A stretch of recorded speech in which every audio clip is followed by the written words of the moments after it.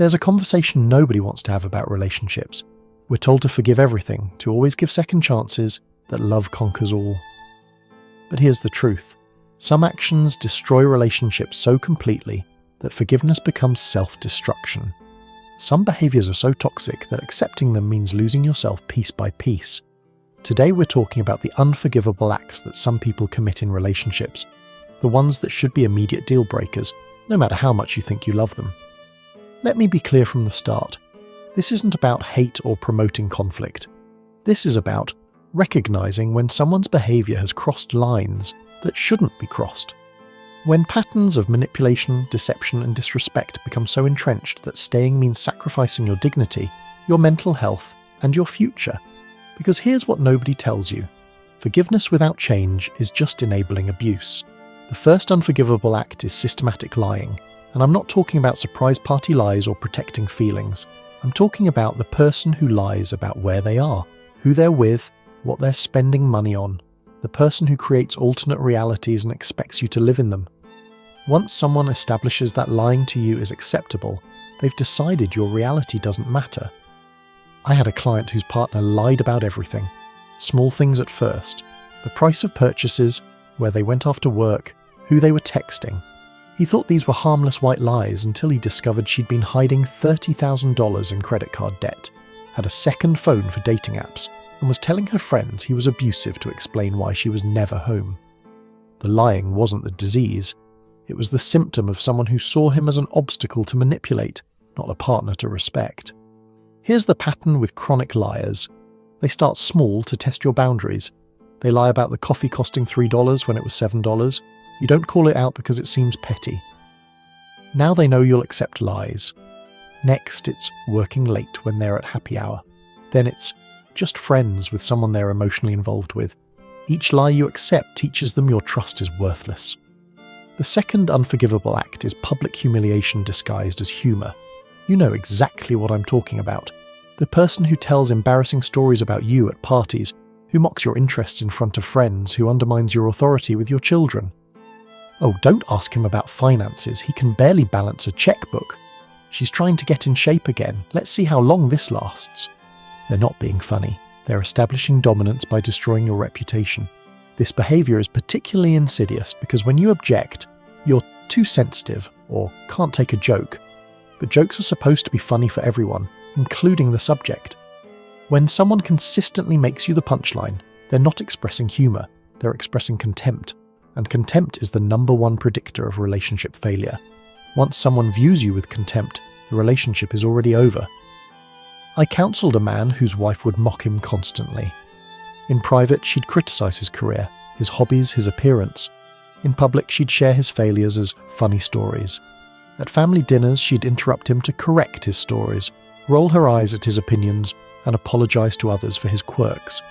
He stayed for 5 years, thinking this was normal.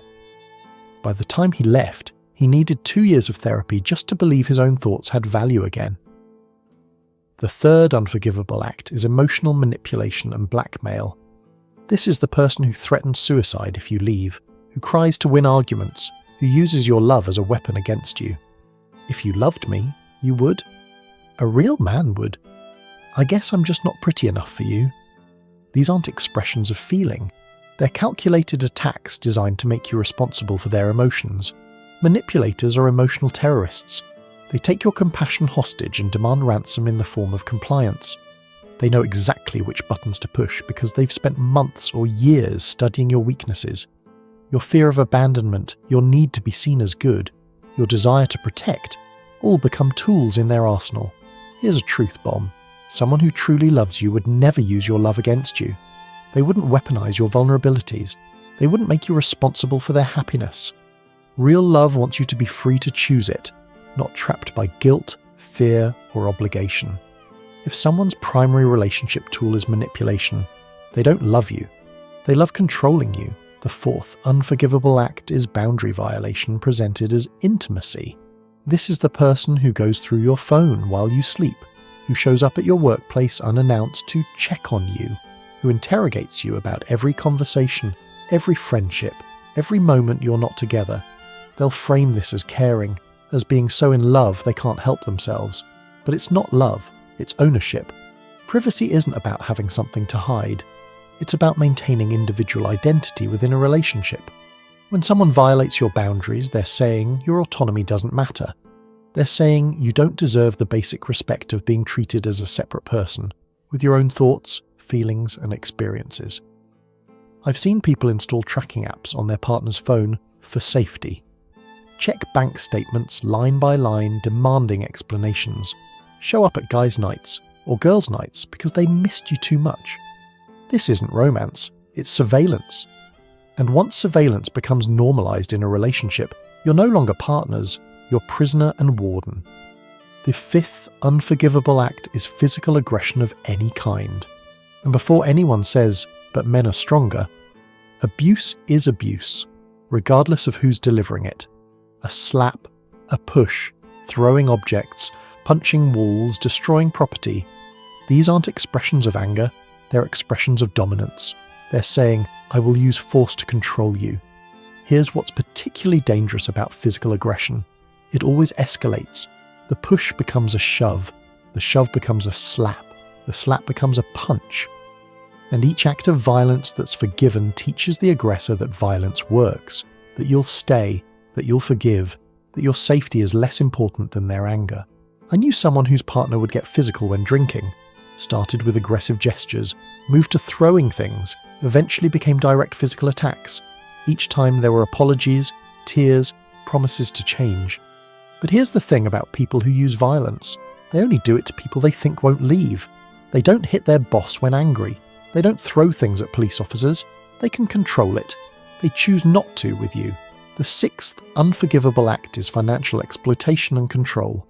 This is the person who hides money while spending yours freely, who sabotages your career to keep you dependent, who runs up debt in your name, who treats your resources as theirs while keeping theirs separate. Money isn't just currency, it's freedom, security, and options. When someone controls or exploits your finances, they're controlling your future. Financial abuse is often invisible from the outside. The person who forgets their wallet every date, who always has an emergency that needs your money, who quits jobs expecting you to support them without discussion. They'll make you feel guilty for wanting financial boundaries. Don't you trust me? Couples share everything, but sharing requires consent and reciprocity, not unilateral taking. The seventh unforgivable act is deliberate isolation from support systems. This is gradual, strategic. They don't like your friends. Your family is toxic. Your hobbies take too much time away from the relationship. Slowly, systematically, they remove every support system you have until they're your only source of emotional connection. This isn't love-seeking closeness, it's control-eliminating competition. Isolation is the abuser's best friend. Without outside perspectives, their version of reality becomes the only reality. Without support systems, leaving becomes impossible. Without friends or family, you have no one to validate that what you're experiencing isn't normal. They become your whole world, and that's exactly what they want. I've watched people lose decades of friendships because their partner was uncomfortable with them. Give up careers because their partner needed them home. Move away from family because their partner found them difficult. And once isolated, the real abuse begins. Because now there's no one to tell you it's abuse and nowhere to run if you realize it yourself. The eighth unforgivable act is infidelity. And I don't care what modern culture says about it being complicated. When someone cheats, they make a series of deliberate choices. The choice to pursue someone else, the choice to lie about it, the choice to risk your health, the choice to destroy your trust, the choice to humiliate you. Each text, each meeting, each lie is a choice to prioritize their pleasure over your pain. But we were going through a rough patch. But you weren't meeting my needs. But it just happened. Number. Nothing just happens. Every affair requires planning, lying, and choosing. If the relationship has problems, you communicate. If needs aren't being met, you work on it or leave. You don't get to have a backup relationship while keeping your primary one in reserve. The person who cheats is telling you exactly who they are. Someone who will betray you when it's convenient, lie when it's easier, and risk everything you've built together for temporary pleasure. And here's the kicker. Statistically, people who cheat once are 350% more likely to cheat again. When someone shows you they're capable of that level of betrayal, believe them. The ninth unforgivable act is weaponizing your vulnerabilities. This is the person who uses your deepest fears, your trauma, your insecurities as ammunition in arguments. You tell them about your eating disorder in confidence. They call you fat during a fight. You share your childhood abuse. They say you're damaged when angry. You open up about depression. They call you crazy to win arguments. When someone uses your vulnerabilities against you, they're not just hurting you in the moment. They're ensuring you'll never be vulnerable again. They're teaching you that openness equals danger, that trust equals weapon giving, that intimacy equals ammunition. They're destroying not just this relationship, but your ability to have future relationships. I've seen people stay with partners who weaponized their deepest secrets because they felt no one else would understand those vulnerabilities. But here's the truth. Someone who uses your pain against you doesn't understand it. They exploit it. Real understanding creates compassion, not cruelty. Real love protects your vulnerabilities, not publicizes them. The 10th unforgivable act is the cycle of abuse followed by love bombing. This is the person who destroys you Monday through Friday, then spends the weekend making grand gestures, who screams at you, then buys flowers, who humiliates you, then plans romantic getaways, who breaks you down, then builds you up just enough to keep you hoping. This cycle is deliberately designed to create trauma bonding. The extreme lows make the highs feel like salvation. The unpredictability keeps you constantly anxious, constantly trying to earn the good version. You become addicted to the relief periods, not realizing that needing relief means you're being harmed. Healthy relationships don't require recovery periods. The love bombing phase isn't love, it's manipulation. They're not sorry, they're scared you'll leave. They're not changing, they're resetting the trap. And each cycle gets worse. The lows get lower, the highs get shorter, until you're living in constant abuse with just enough breadcrumbs of affection to keep you starved but not quite dead. Now let's talk about why people accept the unforgivable. First, the sunk cost fallacy. I've invested 5 years. I can't leave now. But staying doesn't get those years back. It just wastes more years. Every day you stay with someone who disrespects you is a day you're not available for someone who won't. Second, the fear of being alone. But here's what you need to understand. Being alone is not the worst thing that can happen to you. Being with someone who destroys your self-worth, who makes you question your reality, who turns love into warfare, that's worse than being alone. Alone you can heal. Alone you can rebuild. Alone you're safe from someone who hurts you. Third, the belief that love means endless forgiveness. But forgiveness without change is just enablement. Forgiveness without boundaries is self-destruction. Forgiveness without consequences teaches people that hurting you is acceptable. Real love doesn't require you to forgive the unforgivable. Real love doesn't do unforgivable things in the first place. Fourth, the hope that they'll change. They're working on themselves. They had a tough childhood. They don't mean it. But explanations aren't excuses. Understanding why someone hurts you doesn't make the hurt acceptable. And someone truly changing doesn't ask for forgiveness. They change first, consistently, without requiring you to endure more harm to prove they're different. Fifth, the normalization of toxic behavior. When you grow up seeing relationships as battlegrounds, when your friends all have similar problems, when media portrays jealousy as passion and control as care, dysfunction seems normal. But common doesn't mean healthy. Normalized doesn't mean acceptable. Just because everyone you know tolerates disrespect doesn't mean you have to.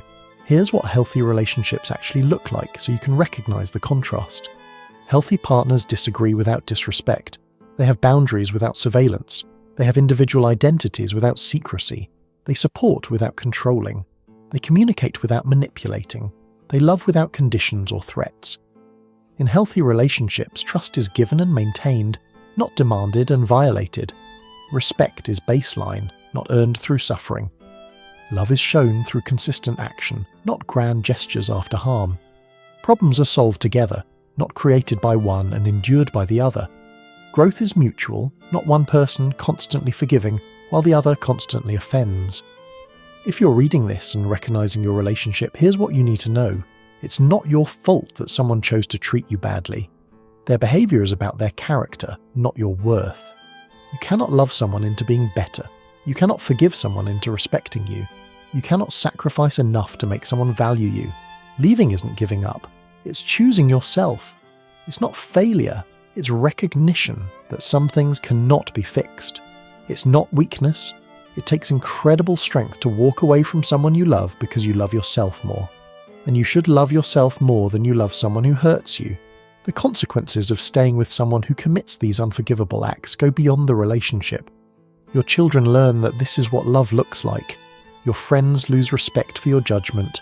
Your family watches you disappear into someone you're not. Your career suffers from the constant emotional turmoil. Your health deteriorates from chronic stress. Your entire life becomes about managing someone else's dysfunction. I've seen people lose decades to unforgivable relationships. They stay thinking things will improve, but instead they lose themselves completely. They become shells of who they were, constantly anxious, constantly walking on eggshells, constantly trying to earn basic respect. And when they finally leave, if they leave, they need years to remember who they were before the relationship destroyed them. Here's the hard truth about people who commit these unforgivable acts. They know exactly what they're doing. They don't treat everyone this way. They don't disrespect their boss, manipulate their parents, or lie to people who have power over them. They can control their behavior. They choose not to with you because they believe you'll accept it. The person who says they can't help their jealousy doesn't act jealous at work. The person who loses control when angry doesn't lose control with police officers. The person who forgets to respect your boundaries remembers everyone else is just fine. It's not inability, it's choice. And they're choosing to hurt you because they believe you'll stay. If you're the one committing these acts, here's your wake-up call. Your behavior is abusive. Your partner deserves better. Your apologies mean nothing without change. Your explanations don't erase harm. If you truly love someone, you'll either get serious professional help to change these patterns, or you'll let them go find someone who won't hurt them. Love doesn't harm. If you're harming, it's not love. For those stuck in these relationships, here's your action plan. Document everything. The lies, the manipulation, the abuse. Tell someone you trust what's happening. Contact domestic violence resources even if you think your situation isn't that bad. Make a safety plan for leaving. Secure your finances, protect important documents. And remember, leaving is often the most dangerous time, so don't announce it. Just go. Stop making excuses for unforgivable behavior. They're stressed. Stressed people don't automatically become abusive. They're insecure. Insecure people don't automatically become controlling. They were drunk. Alcohol doesn't create behavior, it reveals it. They had a bad childhood. So did millions of people who don't abuse their partners. Explanations aren't excuses and understanding isn't acceptance. The cost of forgiving the unforgivable is always higher than the cost of leaving. Every day you stay, you're teaching them that their behavior is acceptable. You're teaching yourself that you don't deserve better. You're teaching any children involved that this is what relationships look like. You're teaching friends that you'll accept disrespect. The price is too high. Here's what happens when you finally refuse to forgive the unforgivable. You get your life back. Your anxiety decreases. Your health improves. Your friends return. Your family exhales. Your career recovers. Your children see strength instead of suffering. You remember who you were before someone convinced you that you deserved disrespect. I've watched people transform after leaving unforgivable relationships. The woman who was told she was stupid for years starts a successful business. The man who was controlled and isolated rebuilds friendships and finds genuine love. The person who was manipulated and gaslighted learns to trust their own mind again. Freedom from toxic relationships isn't just escape, it's resurrection. You need to understand something. There are billions of people in this world. Billions. The idea that you need to accept abuse from one person because they're your soulmate or because you love them so much is insanity. There are thousands of people you could love who wouldn't lie to you, manipulate you, control you, or harm you. Love is not rare, but self-respect should be non-negotiable. The myth that love conquers all has destroyed more lives than any other romantic lie. Love doesn't conquer abuse, it enables it. Love doesn't conquer disrespect, it endures it. Love doesn't conquer manipulation, it excuses it. Real love doesn't need to conquer anything because real love doesn't create battles. Stop treating forgiveness like a virtue when it's really a vulnerability being exploited. Forgiveness is beautiful when it's earned through change. It's powerful when it's paired with accountability. It's healing when it follows genuine remorse and transformation. But forgiveness without any of these things isn't forgiveness. It's denial. If someone in your life commits these unforgivable acts, you have permission to leave. You don't need to wait for it to get bad enough. You don't need to try everything first. You don't need their agreement or understanding. You don't need to forgive to move forward. You just need to recognize that you deserve better and act on that recognition. Here's the thing about boundaries. They're not mean, they're necessary. Saying I won't accept lies isn't harsh, it's healthy. Saying I won't tolerate disrespect isn't demanding, it's basic. Saying I won't forgive abuse isn't unforgiving, it's self-preservation.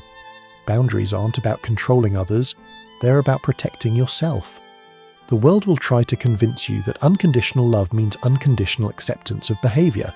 That's not love, that's martyrdom.